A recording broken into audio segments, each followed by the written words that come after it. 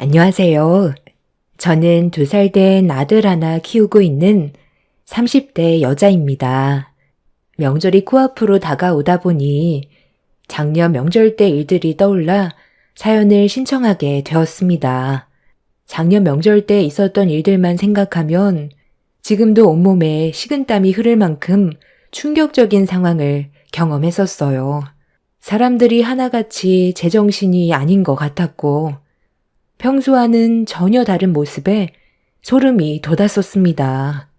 작년에 있었던 일이니 남편과 결혼 생활한 지 2년 차가 되었지만 그 사람들이 어떤 인간들인지 벌써 모든 걸 경험했기 때문에 아예 연락 자체를 하지 않고 있어요. 제 선택이 옳은 판단이라고 생각했었고 2번 다시 만나고 싶지 않았습니다. 이미 시댁 집안은 새형님들 때문에 무너져 내렸고 더 이상 회복할 수 없는 단계까지 오게 된 상황이라 본인들이 저지른 행동에 대한 대가는 알아서 처리해야 된다고 생각하기 때문에 저는 이번 명절에도 얼굴 볼 생각은 없습니다. 지난 추석 때 만삭이었던 저는 출산이 얼마 남지 않았었어요. 일주일 후에 출산 예정이었기 때문에 시댁에서 명절은 보낼 수 있을 것 같아 저를 딸처럼 아껴주시던 시모 얼굴 보려고 남편과 함께 시댁을 가게 되었죠. 저희 부부가 도착했을 때는 이미 새형님들은 시댁에 도착해 주방에서 음식을 만들고 있길래 시모에게 인사를 드린 뒤 저도 급하게 옷만 갈아입고 주방으로 들어가려 했는데 시모가 저를 따로 부르셨어요. 그리곤 거실 소파에 잠깐 앉아 있으라면서 음식 준비는 거의 다 끝났으니 주방에 들어가 일할 필요 없다면서 편히 쉬라고 했지만 주방에서 저를 바라보고 있던 새 형님들의 시선이 너무 따갑게 느껴졌었습니다. 만삭이라고 해서 누워만 있거나 쉬고 있으면 분명 안 좋은 시선으로 바라볼 것 같았는데 제 예상이 맞아떨어지던 상황이라 시모에게 주방에서 형님들과 함께 있는 게 좋을 것 같다고 말씀드린 뒤 주방으로 들어갔어요. 제가 형님들의 눈치를 보고 있다는 걸 시모도 느끼고 있었는지 뒤에서 묵묵히 지켜보고 계셨습니다. 만삭이라고 주방엔 발도 들일 것 같지 않더니 그래도 눈치가 보이긴 했나 봐. 아무리 아이를 가졌어도 해야 될 건 해야지. 동서는 체력이 좋아서 이 정도 음식 만드는 건 누워서 떡 먹기 아냐? 앞으로 드라마 좀 더 많이 봐야 되겠어. 우리가 주방일 하기 전에 막내 동서가 시댁에 먼저 와서 명절 음식을 만들어야 한다는 거 알지? 결혼 1년 차밖에 안 됐으니까 지금은 이해하지만 만약 다음 명절 때도 이런 식으로 행동하면 곤란해. 그때는 임신한 몸도 아닐 텐데 더 적극적으로 움직여야 싫은 소리 듣지 않게 될 거야. 앉아있는 것보단 서 있는 게 좋지 않겠어? 저기 싱크대 위에 야채 있으니까 그거 좀 손질해줘. 역시 형님은 마음이 참 넓은 것 같아요. 저였으면 바로 한마디 싸붙였을 텐데 상당히 침착하게 행동해서 좀 놀랐어요. 우리 집안의 미운 오리 새끼가 막내 동서인데 너무 감싸고 도는 것 같아 저는 기분이 좀 그렇네요. 솔직히 막내 서방님이 왜 동서랑 결혼했는지 이해가 안 돼요. 상식에서 너무 벗어난 행동이잖아요. 정말 그렇긴 하죠. 하필 데려와도 친정도 없이 혼자 살아온 동서가 어떤 삶을 살았는지 알지도 못하면서 무작정 결혼한다고 했을 때 얼굴 표정 보셨죠? 그때 정말 불편해 하셨었는데 서방님이 하도 애원하는 바람에 어쩔 수 없이 허락해줬지만 결혼식 때 남들 시선 봤죠? 정말 안 좋았었잖아요. 그날만 생각하면 아우, 지금도 얼굴이 붉어진다니까요. 신랑 측엔 하객들이 꽉 차 있었는데 신부 측엔 사람이 20명도 안 됐었으니 그걸 봤을 때 사람들이 얼마나 수군거렸겠어요. 저도 이 결혼 막내 서방님한테 다시 생각해보라고 했었는데 제 말은 코빼기도 듣지 않았잖아요. 서방님은 동서가 좋아서 결혼했다곤 하지만 그 피해는 오로지 저희 몫이잖아요.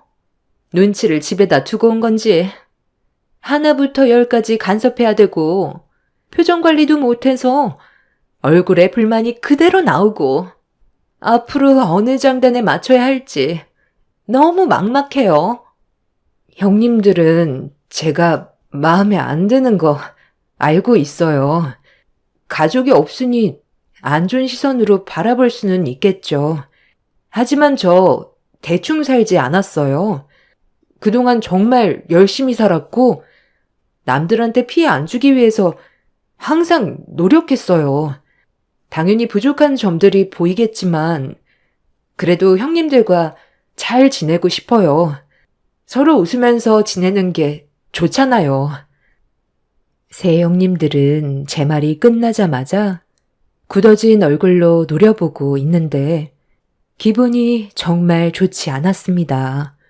각자의 삶이 다른 건데 본인들과는 제가 좀 더 다른 환경에서 자라왔다는 것 하나 때문에 차별을 두는 건 아닌 것 같아 저도 기분이 좀 안 좋았어요. 그래도 자주 얼굴 보는 일은 없었기 때문에 참고 넘어갔었는데 제 가정사에 대해 얘기하는 건 기분이 별로 좋지는 않았습니다. 그렇게 새 형님들과 안 좋은 분위기 속에서 식재료를 다듬고 있었는데 갑자기 아랫배에 통증이 오기 시작했어요. 주방에서 형님들에게 받은 스트레스 때문인 것 같아 잠시 쉬기 위해 큰 형님한테 아랫배에서 진통이 와서 잠시 진정이 되면 다시 오겠다고 했는데 그 말을 들은 둘째 형님이 시댁 며느리로 들어온 지 얼마나 됐다고 벌써부터 꾀를 부린다면서 언성을 높여 화를 냈어요. 주방 일한 지 얼마나 됐다고 벌써부터 꾀를 부리고 있네? 아니, 동서만 애 가져봤어? 나는 둘째까지 봤고 큰형님은 셋째까지 봤어. 셋째 동서도 출산 경험이 있는데 우리 앞에서 지금 진통 온다고 주방일에 손을 떼려고 해? 나는 출산 전까지 주방일 했었어. 어디서 지금 엄살을 부려? 하던 일마저 끝내. 왜 이렇게 목소리를 높여? 너희들 너 막내 며느리 잡고 있었니? 내가 뒤에서 지켜보고 있다는 거 뻔히 알면서 계속 이럴 거야? 모처럼 가족들 한자리에 모였으면 서로 좋은 말만 주고받아야지. 너희들은 어떻게 셋 다 똑같이 행동을 하는 거냐? 이럴 거면 다음부터는 아예 오지도 말거라. 어머님, 이건 저희한테 문제가 있는 게 아니라 막내 동서한테 문제가 있는 거라고요. 저희 입장도 이해해 주셔야 되는 게 맞는 거죠. 그동안 어떻게 살아왔는지 어머님도 전부 다 알지 못하잖아요. 저는 밖에서 막내 동서 얘기는 일절 하지도 않아요. 집안에 얼마나 창피스러운 일인데요. 저희 자체가 동서를 받아주지 못하고 있는데 남들은 동서를 어떻게 생각하겠어요? 앞으로 이렇게 살아야 한다는 게 저희들은 너무 막막하고 답답해서 한 소리 했는데 저희가 잘못한 거예요? 어머님은 왜 막내 동서만 감싸고 도는데요? 그동안 저희한테 했던 것처럼 행동하세요. 어머님이야말로 막내 동서랑 저희를 차별하고 있는 거 아니에요? 앞으로 얼굴 안 봤으면 좋겠다고요? 아유, 그럼 저희야 편하죠. 누군 명절날 주방에 틀어박혀서 기름 냄새 맡아가며 음식 만들고 싶은 줄 아세요? 정말 지긋지긋하다고요. 막내 며느리는 방에 들어가서 쉬어라. 출산이 코앞인데 무슨 주방일이야? 너희들이 이렇게까지 배려 없이 행동한다면 나도 더는 두고 볼 수는 없다. 어머머머, 저 만삭이었을 땐 아무 말도 하지 않고 주방일 시키셨으면서. 아니 정말 너무하신 거 아니에요?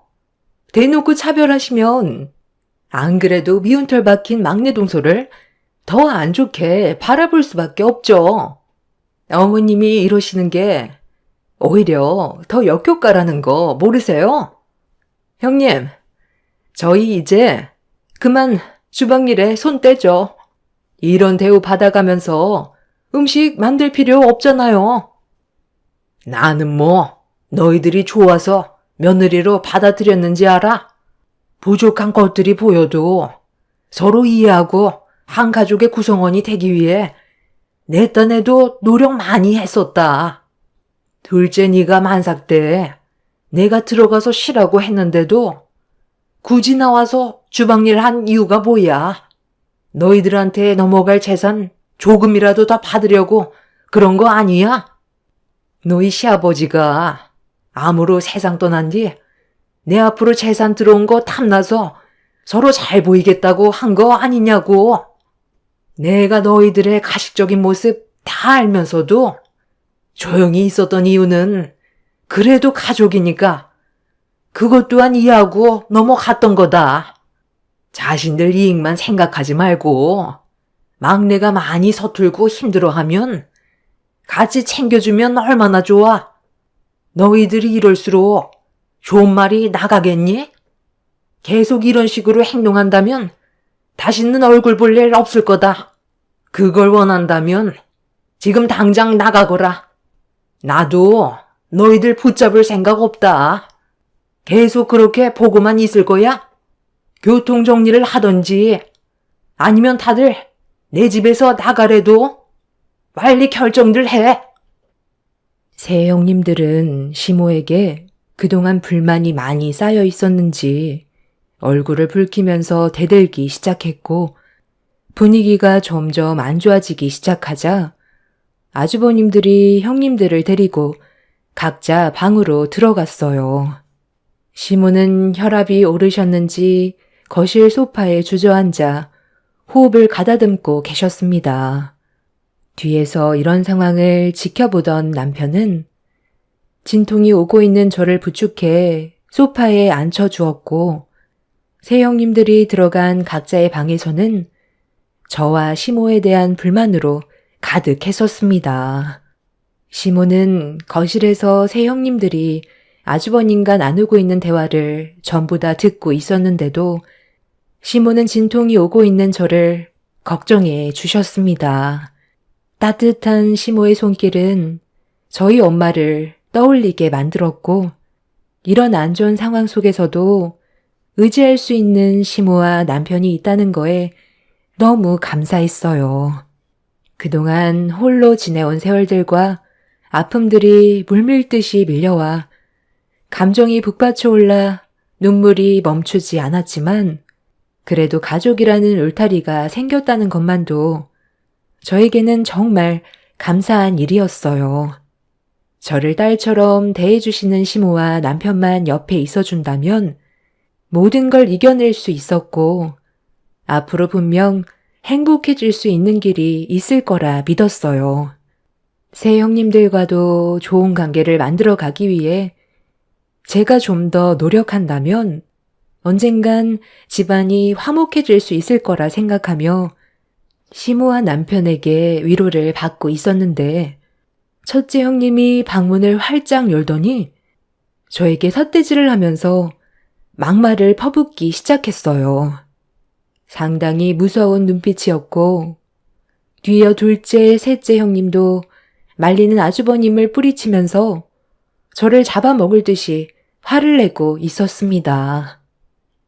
아무리 생각해봐도 아니 정말 이해할 수가 없어서요. 서방님은 도대체 왜 막내 동서와 결혼할 생각을 한 거예요? 세상에 널린 게 여자인데 왜 하필 그 많고 많은 여자들 중에 쟤를 선택한 거냐고요? 우리한테 무슨 불만이라도 있어서 그런 거예요? 화병이라도 나서 쓰러지길 바라는 거냐고요? 이건 정말 아니잖아요. 도대체 뭐가 아니라는 건데요? 제가 좋아서 이 사람과 결혼한 건데 형수님들이 왜 제 인생에 참견하는 거냐고요? 그러는 형수님들은 뭐가 그렇게 얼마나 잘났는데요? 세상에 널린 여자들 중 한 명인 아주 지극히 평범한 사람들이면서 반대하는 이유가 뭐예요? 우리 엄마 재산 문제 때문에 그러는 거예요? 생각하고 하는 짓들이 어떻게 셋 다 똑같을 수가 있어요? 형들도 지금 이 상황을 봐봐. 우리 엄마 힘들어하는 거 안 보여? 형들도 내가 잘못한 거라고 생각해? 이게 얼굴을 붉힐 정도로 심각한 일이냐고. 왜 사람을 차별하는 건데? 살아온 환경이 똑같을 수는 없는 거잖아. 그냥 한 사람으로서 봐주고 좋게 웃으면서 가족 구성원으로 받아들이면 우리 집안 정말 행복하게 잘 지낼 수 있는 문제야. 우리 엄마가 허락하셨는데 피 한 방울 안 섞인 형수님들이 왜 이 사람을 반대하는 거고 우리 집안에 분열을 주는 거냐고. 이 사람이 그렇게 꼴 보기 싫으면 형수님들이 나가면 되잖아요. 얼굴 안 보고 살아도 되니까 다시는 우리 엄마 집에 얼굴 들이밀지 마세요. 형들도 이 문제에 대해 진지하게 생각하는 게 좋을 거야. 내가 언제 형수님들 싫다고 반대한 적 있었어? 형수님들이 어떤 사람들인지 형들이 더 잘 알지 않아? 이 정도밖에 안 되는 사람들인데 결혼 생활 유지하는 것도 참 대단하다. 내 말에 기분 상했다면 그만 집으로 돌아가던지. 나는 오늘 엄마랑 이 사람과 함께 저녁 식사하고 곧 출산 준비도 해야 해서 얼굴 붉히면서 있고 싶지 않으니까 우리 엄마 앞에서 개념 없이 행동하는 형수님들 계속 방치할 거면 그만 나가줬으면 좋겠어. 남편도 불만을 터뜨리면서 화를 내기 시작하자 아주버님들도 그런 남편의 말투가 마음에 들지 않았는지 형님들 편에 서서 저희 부부와 시모에게 상처되는 말들을 퍼부었습니다. 그렇게 집안은 한바탕 난리가 났고 분위기가 점점 심각해지자 예정된 일정보다 뱃속에 있는 아이가 일찍 세상 밖으로 나오려는지 진통이 점점 심각해졌어요. 뭔가 느낌이 좋지 않아 흥분한 남편과 시모를 붙잡으며 고통스러워하던 순간 갑자기 양수가 터지면서 엄청난 진통이 동반이 되었습니다.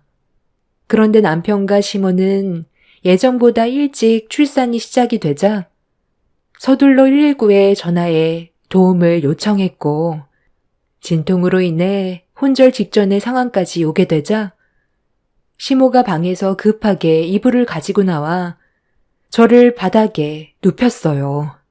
그런데 이런 심각한 상황 속에서 이 광경을 지켜본 세 형님들이 갑자기 저를 보며 웃어대고 있었습니다.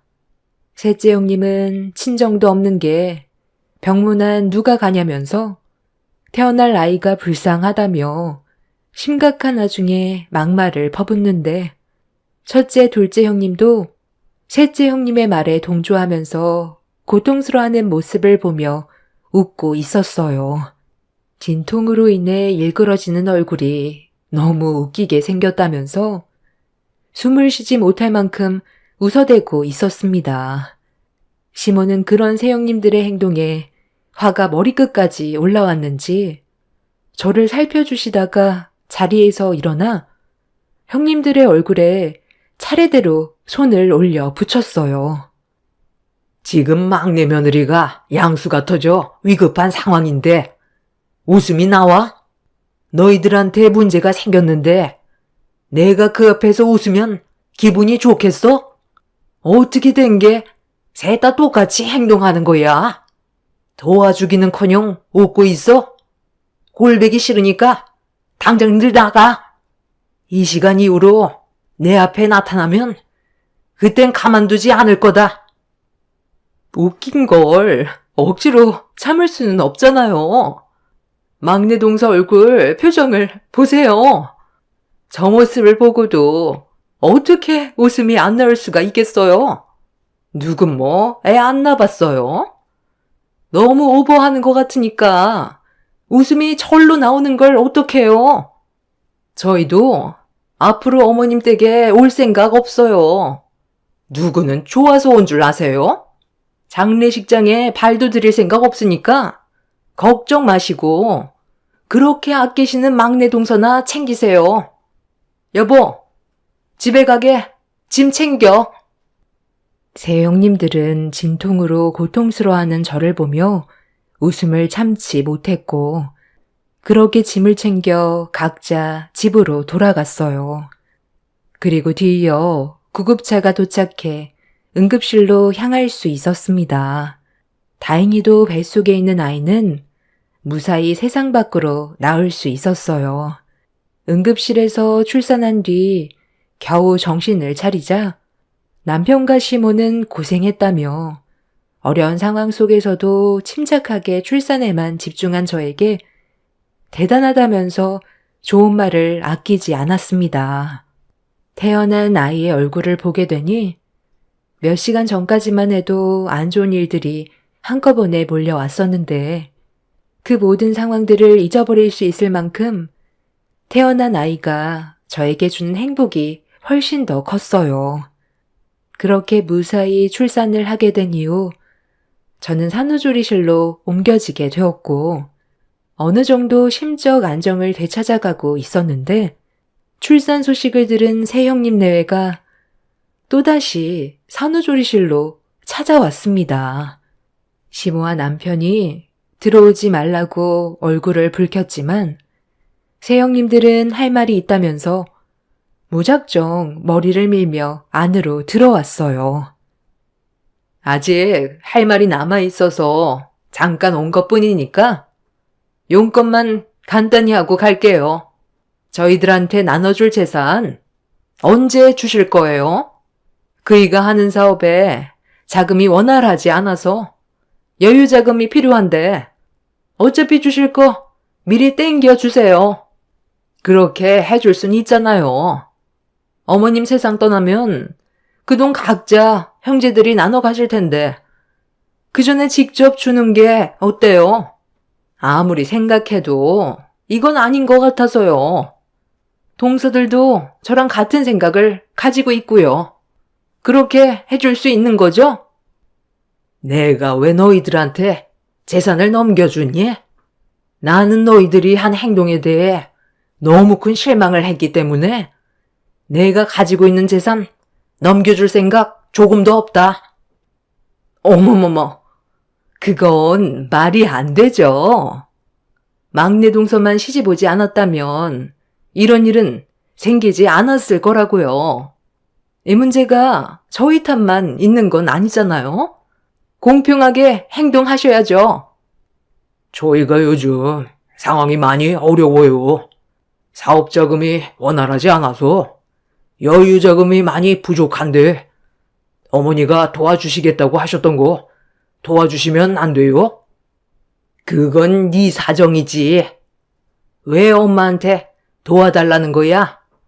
좀 전에 어떤 일이 있었는지 알면서 돈 얘기가 나오니? 쓸데없는 말 하지 말고 안정을 취해야 하니까 당장들 나가. 아, 진짜. 이 말 입 밖으로 꺼내지 말라고 하도 해서 지금까지 참고 있었는데 정말 끝까지 이렇게 해야 되겠어요? 저희가 원하는 것도 들어주지 않을 거면서 재산 나눠주겠다는 말은 왜 한 거예요?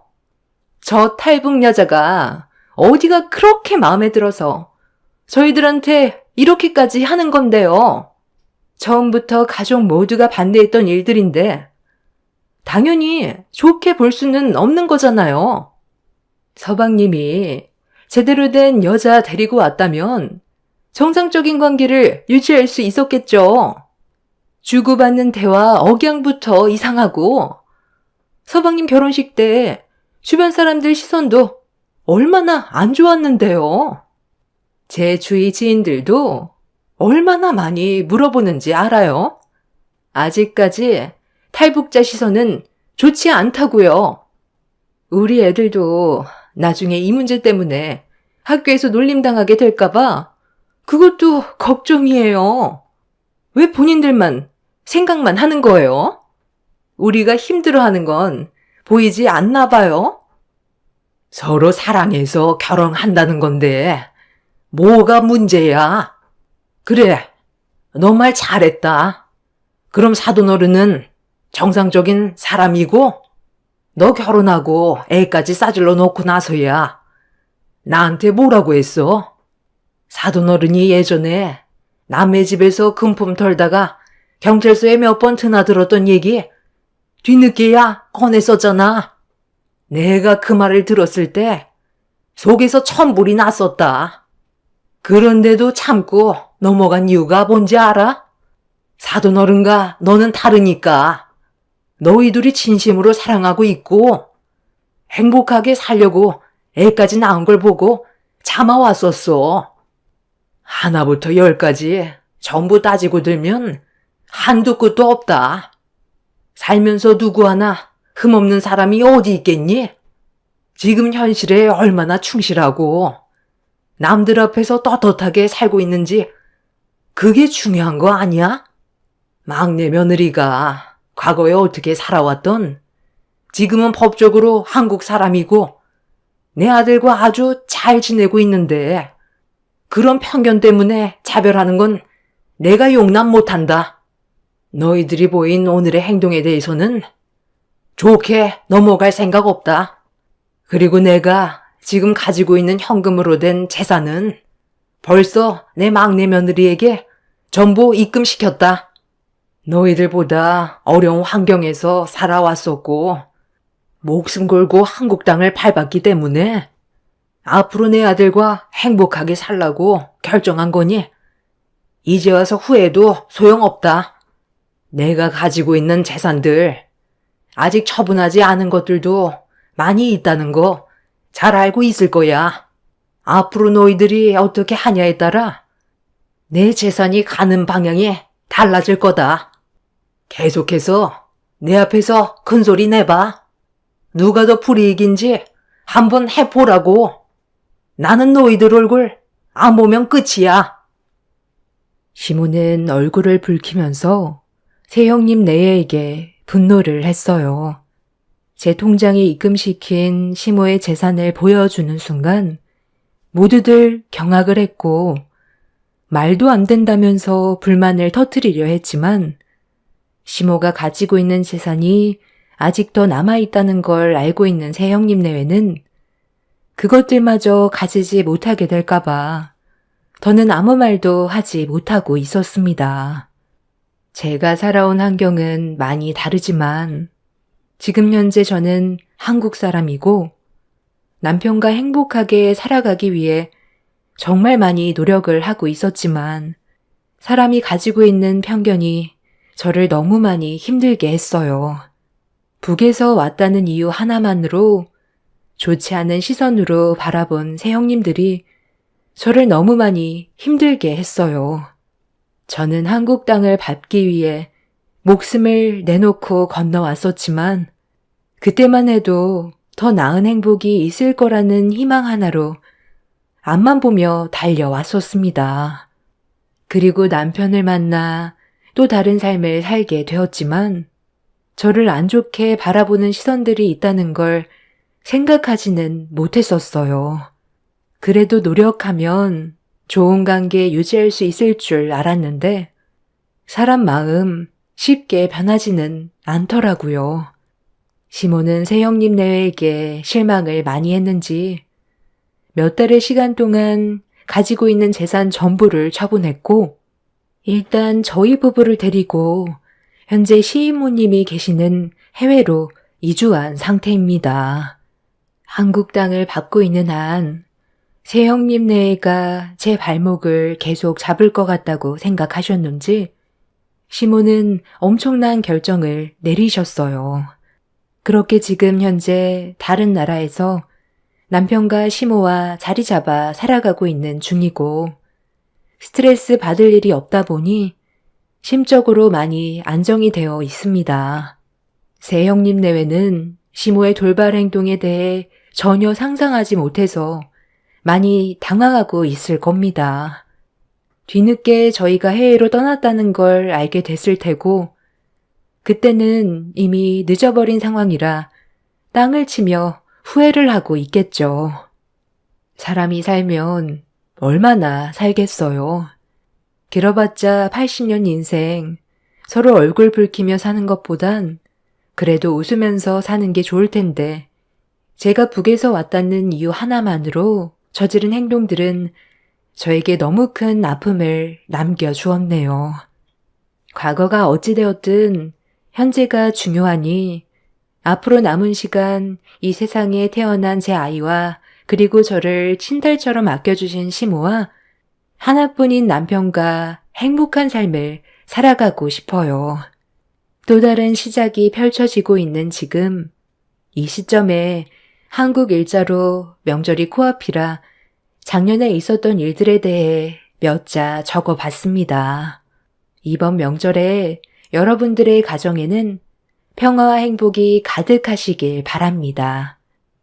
감사합니다. 안녕하세요. 저는 45살에 10살의 아들과 함께 열심히 살아가고 있는 여자예요. 살면서 사람에게는 몇 번의 기회가 찾아온다고 하더라고요. 그 기회를 절대 놓치면 안 되지만 잘못된 선택으로 인해 힘겹게 찾아온 기회를 놓치게 되는 경우가 생기는 것 같습니다. 저에게도 평생에 단 한 번 있게 될 기회가 찾아왔었고 그 선택은 또 다른 인생을 펼쳐지게 만들었어요.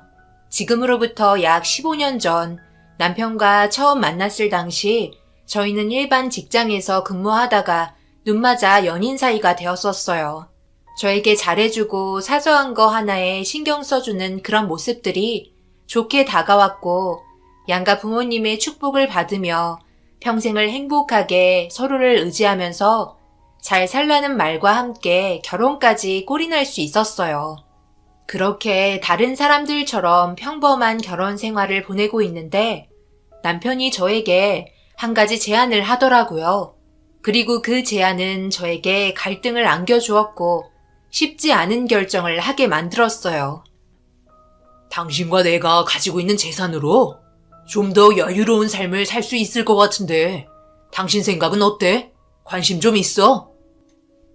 우리 재산이 얼마나 된다고 그래. 많지도 않은데 어떻게 여유로운 삶을 살 수 있다는 거야?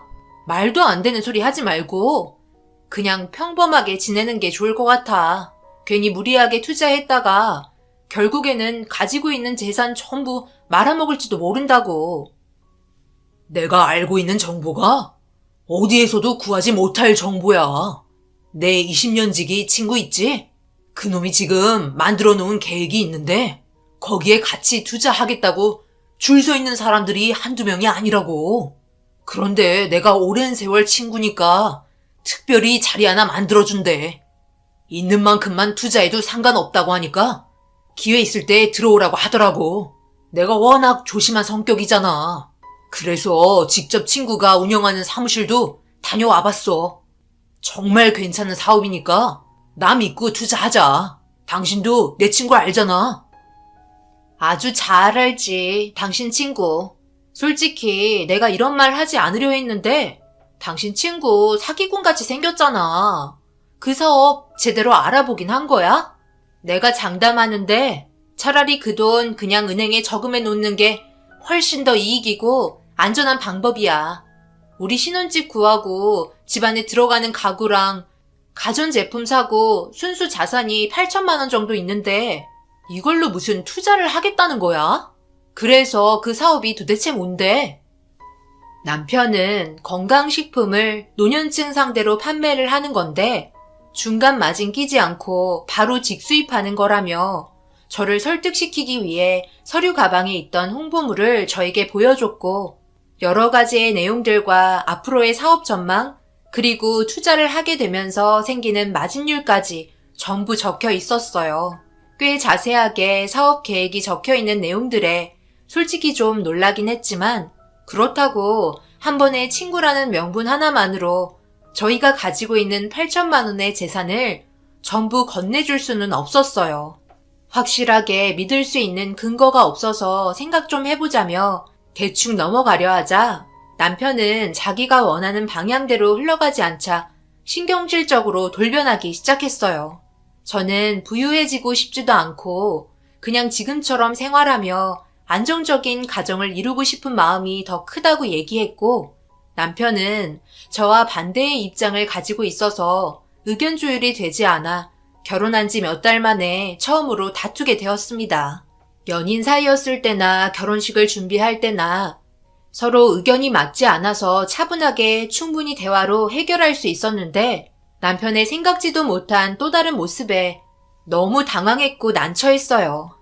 그래서 그 언제까지 결정을 내려야 하냐고 물어보니 일주일 정도의 시간이 있다고 조급해하는 눈치였고 자리가 얼마 남지 않아 투자하려는 인원이 그 사이에 모두 차버리면 그때는 벌고 싶어도 벌지 못한다며 한숨만 쉬고 있었습니다.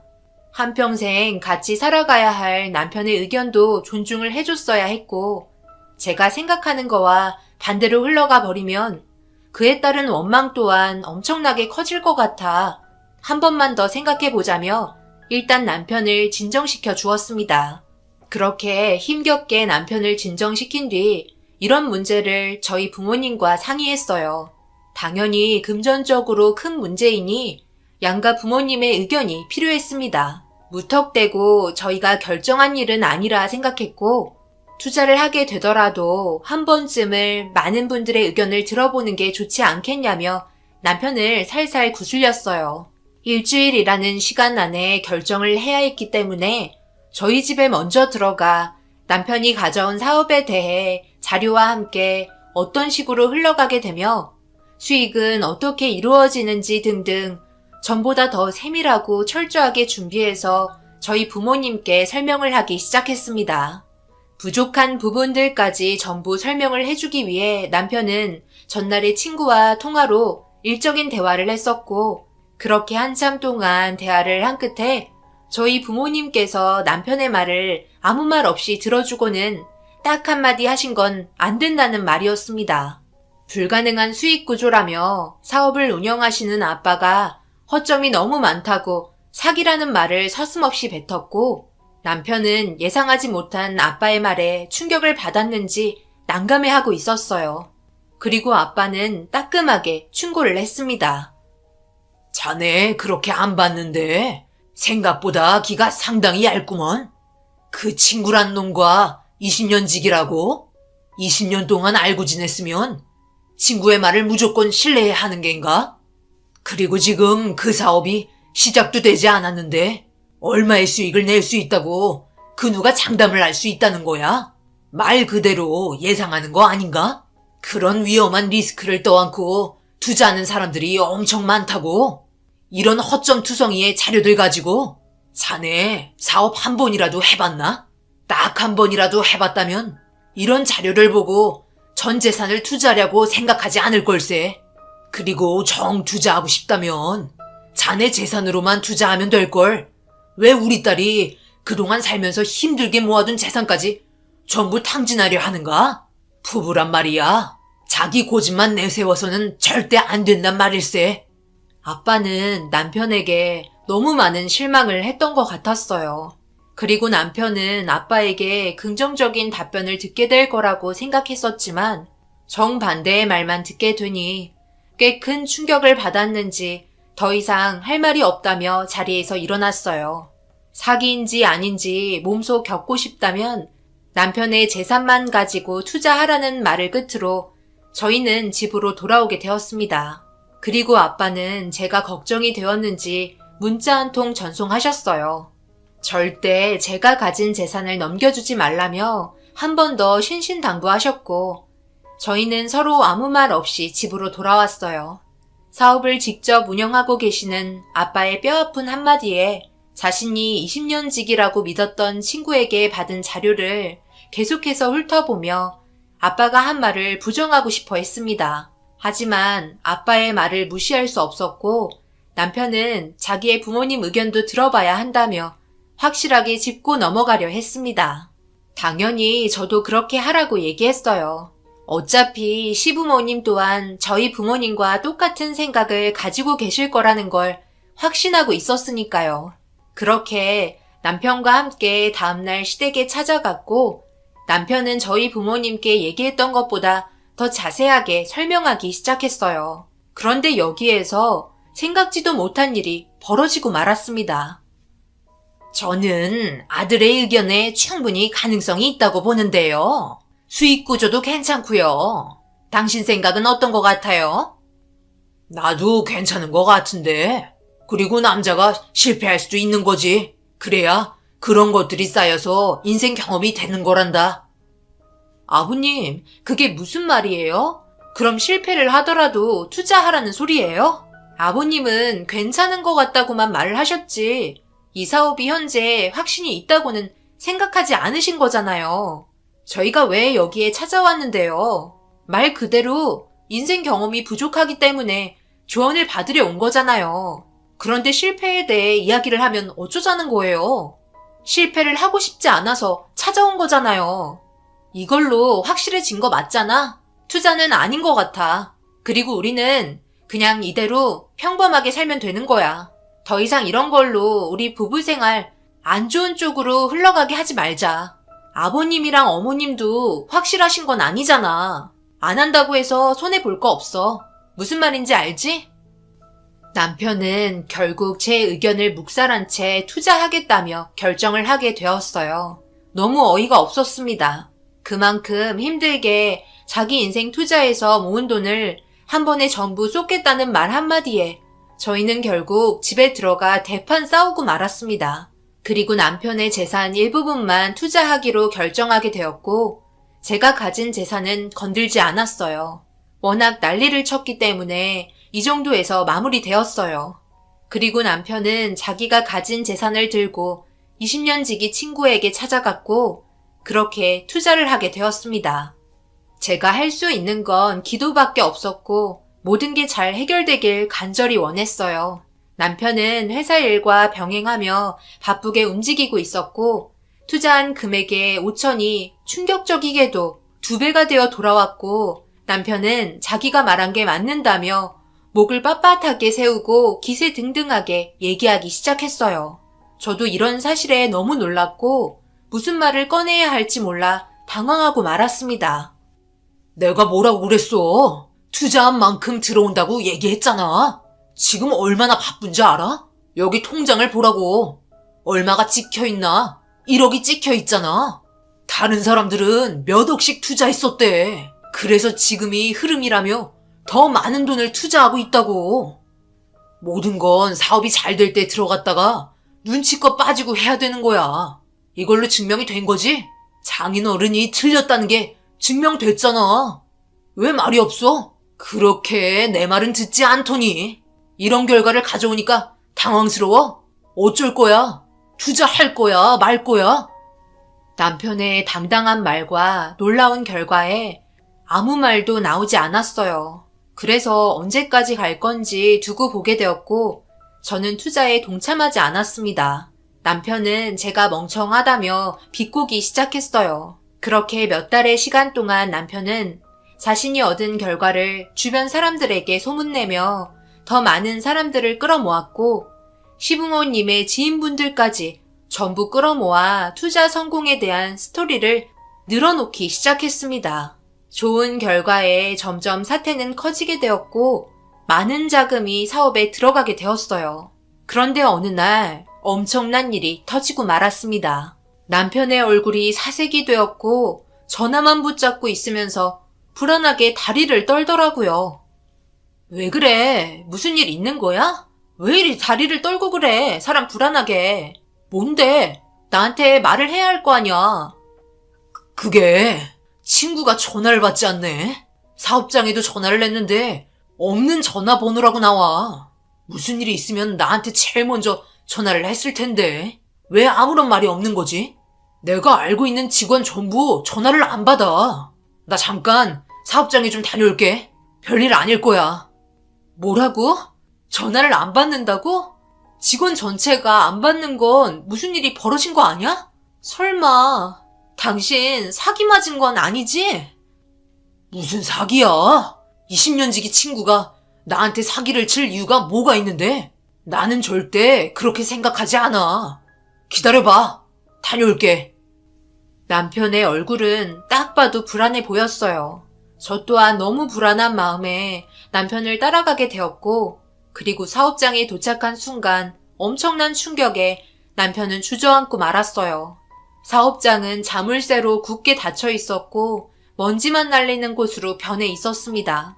초점을 잃은 상태로 멍하니 땅만 바라보고 있던 남편의 핸드폰에 갑자기 끊이지 않는 전화가 울리기 시작했고, 그 전화는 전부 남편이 끌어들인 투자자분들이었어요. 결국 이 문제로 남편이 덤터기를 맞게 되었고 사기꾼으로 전락하고 말았습니다. 집에까지 찾아와 온갖 난리를 치는 사람들 때문에 동네가 아수라장이 될 정도로 밤늦게까지 소동이 벌어졌고, 모든 사람들이 투자한 금액은 전부 20억이 넘는 금액이었어요. 시부모님은 자기 아들의 말을 믿고 주변 사람들 분위기 띄워준다고 평생을 모아두었던 재산을 전부 밀어넣었고 엄청난 결과를 맞이하게 되면서 두 분은 쓰러지고 말았습니다.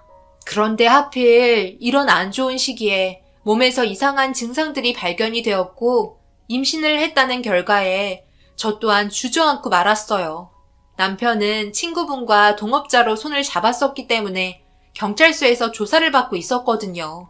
안 좋은 시기에 뱃속에 임신을 하게 된 아이는 시부모님께 축하를 받지도 못한 상태로 뱃속에서 자라왔고, 남편은 처음에는 투자자였지만 많은 사람들을 끌어들이며 동업자로 바뀌게 되면서 결국 징역을 살게 될 수밖에 없었어요. 사실이 아닌 일들을 부풀려 투자하게끔 노인분들을 끌어들였기 때문에 죄가 없을 수는 없었습니다. 그렇게 몇 년 동안 남편은 징역을 살아야 했고, 그 기간 동안 부모님의 도움을 받으며 아이를 키우게 되었어요. 시부모님과도 거의 연락을 하지 않을 정도였어요. 제가 전화가 와도 받지 않았거든요. 그때 당시 강하게 한마디 하셨으면 이런 결과를 가져오지 않았을 텐데, 너무 당당하게 남자라면 한 번쯤은 실패해도 된다는 그 말이 자신감을 불어넣어 주었고, 결국 이런 상황까지 만들게 되었으니까요. 태어난 아이에게 아빠의 얼굴을 알려줘야 할 것 같아 가끔 면회도 갔어요. 그리고 남편은 제 말을 듣지 않았던 자신의 과거에 대해 충분히 반성을 하고 있었습니다. 내가 뭐라고 그랬어. 모든 건 그냥 얻어지는 법이 없다고 했잖아? 당신이 내 말만 들었어도 지금쯤 태어난 우리 아이와 행복하게 잘 살고 있었을 거라고. 그런데 봐봐.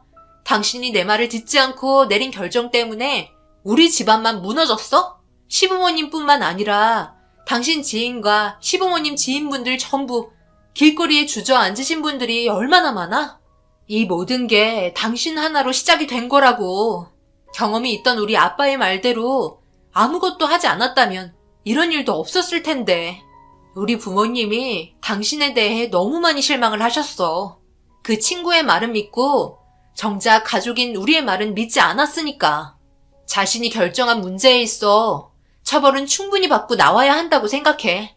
그러니 나왔을 때는 제발 정신 좀 차리고 살자.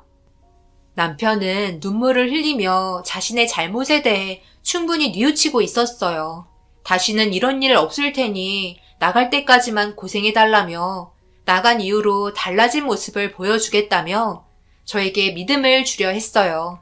그렇게 시간은 흘러 어느새 남편은 출소하게 되었고, 그래도 남편이라고 두부 한 모 건네주며 고생했다고 격려해 주었습니다. 끝내 20년 지기 친구라는 사람은 잡히지 않았어요. 해외로 도피해버렸기 때문에 잡는 게 쉽지 않은 듯 했습니다.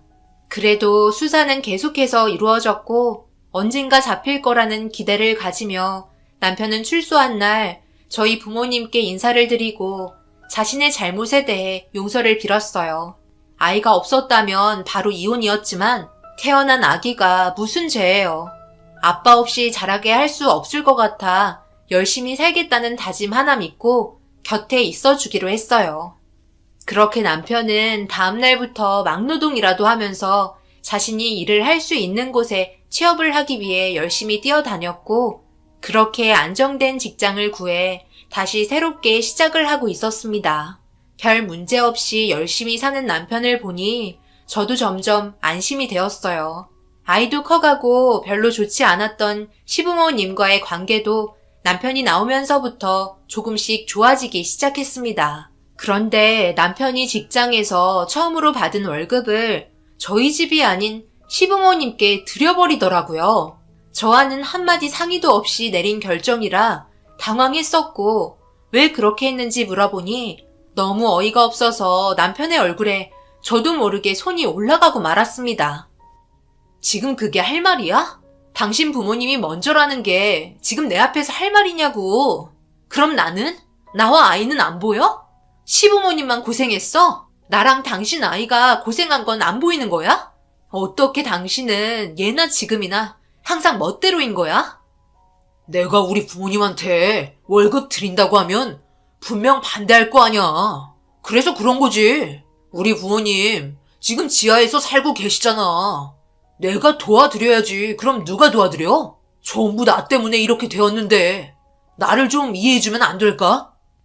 이해? 지금 나보고 이해를 해달라고? 당신 때문에 나랑 아무 죄 없는 우리 아이도 지금 이 모양 이 꼴로 살고 있다고. 내가 사람 잘못 본 것 같다. 이럴 줄 알았으면 진작 이혼했어야 했는데 사람은 변하지 않는 것 같아. 그냥 이혼하고 각자 알아서 살자. 남편은 절대 이혼할 수 없다며 자신이 내린 결정에 대해서 이해해달라는 말만 했어요. 제가 그동안 얼마나 힘들게 살아왔는지에 대해서는 전혀 생각하지 않는 것 같았고, 무조건 저보다 시부모님이 우선이었습니다. 결국 이 문제로 출소한 지 얼마 되지도 않아 이혼을 결정하게 되었어요. 질릴 대로 질려버린 그 사람과 앞으로 함께 하고 싶지 않았습니다.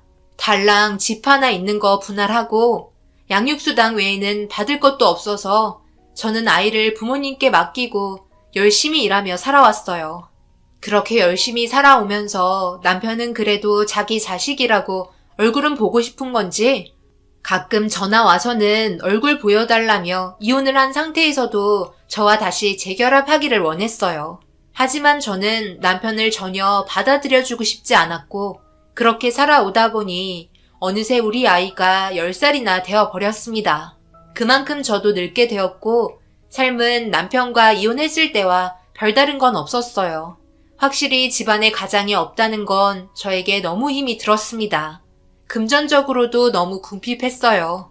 하루하루 살아가는 게 무슨 의미가 있나 싶을 정도로 통장의 잔고는 좋아지지 않았어요. 그리고 남편은 커가는 아이의 얼굴을 가끔 보면서 저와 재결합하길 원하며 아이한테 입김을 계속 불어넣었습니다. 세월이 흐른 만큼 포기하면 좋으련만 남편은 저 말고는 다른 여자는 만나지 않고 있다며 저에게 그만하고 용서해주길 원했습니다. 하지만 사람 쉽게 변하지 않잖아요. 변했다면 이렇게 살 이유가 없었어요. 당연히 저희 부모님도 언제 터질지 모르는 사람이니 절대 재결합은 하지 말아야 한다고 못을 박았고, 저도 부모님 의견에 동의했습니다. 그런데 어느 날 남편에게 믿을 수 없는 문자 한 통이 날라왔고, 저는 그 문자 한 통을 보고 경악을 하고 말았어요. 통장 내역을 보여줬는데 잔고가 30억이나 들어있었어요. 말도 안 되는 금액이 들어있는 걸 보곤 너무 놀라 몇 번이고 눈을 비비며 천천히 숫자를 세어봤는데 30억이나 들어있었습니다. 그리고 남편에게 전화가 들어왔고 받자마자 충격적인 사실을 알게 되었네요. 문자 봤어? 우리 부자가 됐다고. 앞으로 두 발 뻗고 지낼 수 있게 해줄게. 우리 아이한테도 좋은 것만 줄 수 있다고. 일단 좋은 집부터 알아봐야 되겠다. 그동안 정말 힘들었지? 내가 평생 누리면서 살게 해줄게. 내가 로또에 당첨이 될 줄이야. 로또에 당첨된 거라고? 정말이야? 당신 그 돈으로 또 뭘 하려는 건 아니지? 여태껏 봐온 당신을 보면 그 돈 순식간에 없어질 것 같아. 절대 아니야. 그냥 통장에 박아두고 소박하게 살 거야. 아무데도 투자하지 않을 거니까 제발 내 말을 믿어주고 다시 우리 시작하자. 남편은 저에게 로또 당첨금을 보여주면서 다시 시작하길 원했어요. 자신이 한 과거의 행동 모두 미안하다며 새 출발을 하길 바랬습니다. 그렇게 남편은 아이가 보고 싶다며 저와 만나길 원했고, 시간을 내어 남편을 만나자마자 남편이 저에게 건네준 건 30억이 들어있는 통장이었어요. 서민은 절대 상상할 수조차 없는 엄청난 금액이 들어있는 통장에 입이 떡 벌어지고 말았습니다. 하지만 그런 돈이 순식간에 들어오자 불안한 것도 있었어요. 앞으로 어떤 식으로 살아야 할지도 걱정이 되었고요. 남편과 재결합하는 게 옳은 일인지 고민이 되는 순간이었습니다. 아이를 위해서는 분명 옳은 결정이었지만 저는 벌써 남편에 대한 마음이 떠난 상태이고 또 어떤 일이 벌어질지 몰라 걱정이 되었거든요. 그래서 재결합 문제 때문에 오랜 시간 대화를 하면서 정말 오래간만에 서로 꺼내지 못했던 말들까지 오고 가게 되었습니다. 그리고 얼마의 기간 동안 서로 생각할 시간을 가지며 앞으로의 계획을 세웠어요. 일단 저희 부모님과 상의를 했고 남편이 30억이 당첨되었다는 말에 엄청 놀라셨지만 그건 잠시뿐 결론은 재결합 반대였습니다. 그 이유는 남편의 성격상 30억이든 100억이든 얼마 가지 않아 전부 탕진할 거라는 확신에 찬 조언을 해주셨고 저도 그 말에 어느 정도 동의를 하고 있었기 때문에 남편을 만나 이런 부분들에 대해 솔직하게 다시 대화를 이어나갔어요. 우리 부모님이 당신을 신용하지 않아. 돈이 많든 적든 결국 전부 탕진할 거라는 말을 하시네. 재결합 반대하셨어.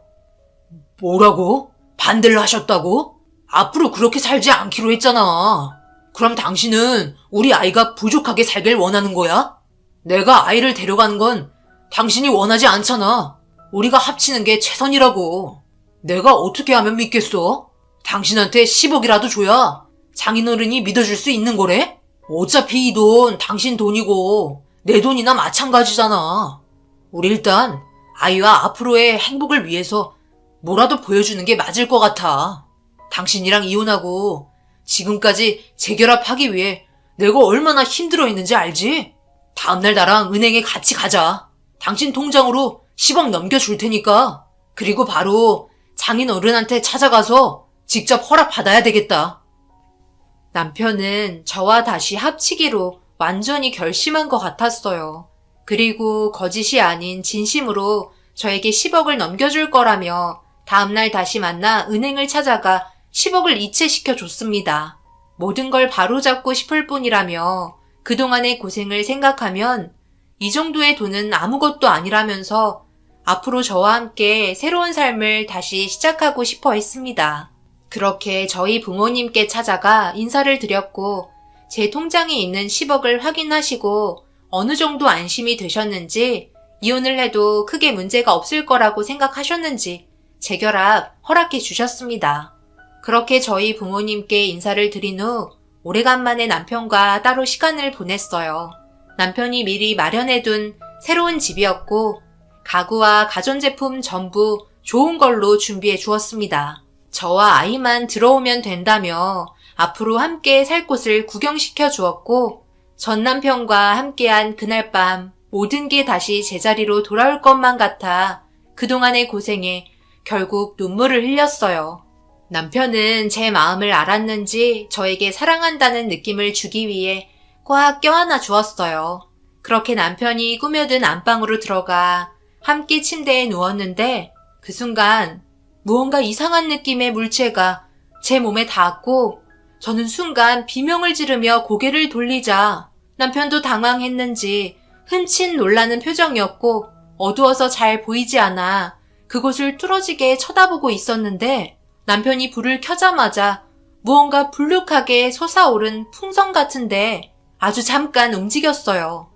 저는 화들짝 놀라며 자리에서 일어났고 이불 속에 있는 의문의 물체에 이불을 들추는 순간 엄청난 광경을 목격하고 말았습니다. 만삭이 되어 있는 여자가 침대에 누워 있더라고요. 출산이 임박할 정도로 풍선처럼 부풀은 뱃속에 아이가 꿈틀거린 거였고, 얼굴을 가리고 있는 여자를 본 남편은 사색이 돼서는 고개를 떨구기 시작했습니다. 그리고 그녀가 자신의 얼굴을 가리고 있는 손을 천천히 내려놓으니 충격적이게도 그녀는 예전에 남편이 사업했을 때 만나던 여자였어요.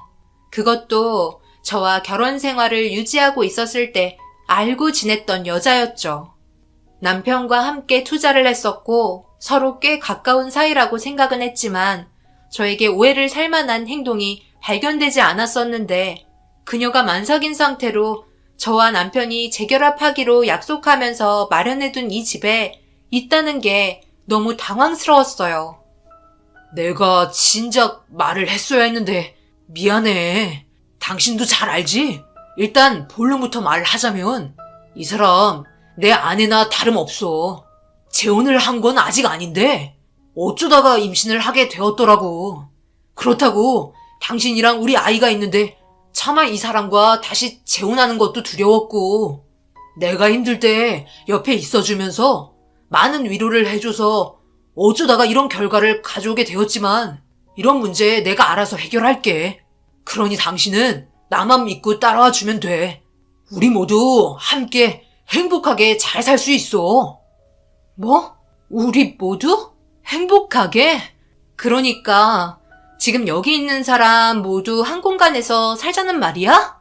지금 그게 말이 된다고 생각해? 내가 말했잖아. 당신이랑 절대 떨어져 지내고 싶지 않다고. 그리고 우리 지금 돈 많잖아.